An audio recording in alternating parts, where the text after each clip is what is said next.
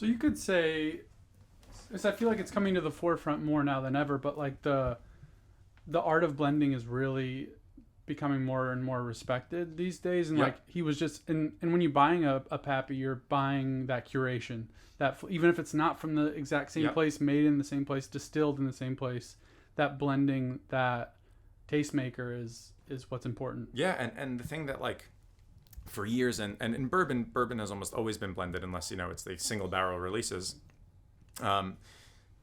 In Scotch, single malt, people like misconstrued to mean not it's not blended, but it's the same thing. It's still hundreds of barrels being dumped together, but from the same distillery. Like that's a single malt.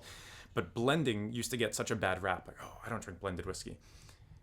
It is so much more impressive to get a consistently phenomenal blend than it is to get like, that means that you are able to create the same flavor profile over and over and over again with totally different ingredients every single time than it is to say like, oh, this tastes exactly like it's supposed to taste. Well, yeah, because it came from one distillery with the same master distiller and the same mash bill and the same grain source of grain, the wood, the climate, they all have impact in changing it. But I'm so much more impressed when you get like a really good blender who's consistently producing, especially back then where again, there was this glut of bourbon, but they were just sourcing from all over because it was like, what is available to us? What can we actually get? And again, now, or at least over the past few years, when all of the distilleries, there was so much demand that like they cut off so much of their supply that was going out into like the NDP markets.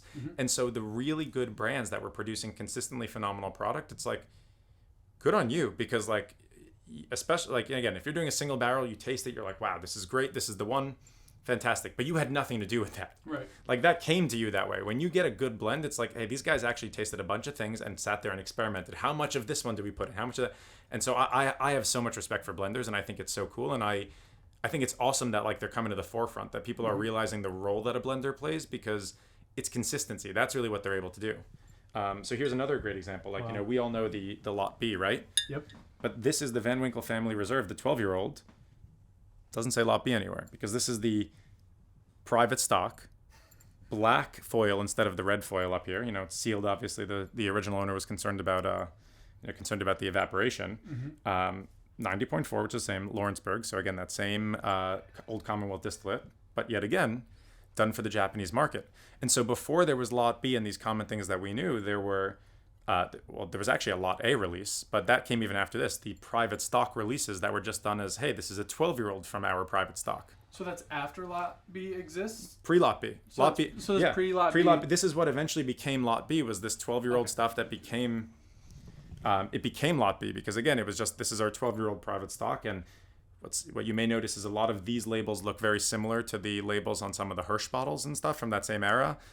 The Hirsch bottles were also bottled by Julian. It was somebody else's whiskey that they sourced and brought to him, but that's what he did. And in fact, as legend has it, the deal that they had for those Hirsch bottles was Julian bottled them in exchange for whiskey, not money. And so now you know why some of the Van Winkle bottles may actually have the same whiskey that's in the Hirsch bottles, because he was being paid by the person who, was producing the Hirsch bottles with the same whiskey that was going in there. It's like, okay, 10 for me and 1 for you. And so like, so much of this, and like, again, was it blended in? Maybe. Was it done straight? Like, I don't know, but like, as long as it's the person that's there, right? That blender. Exactly.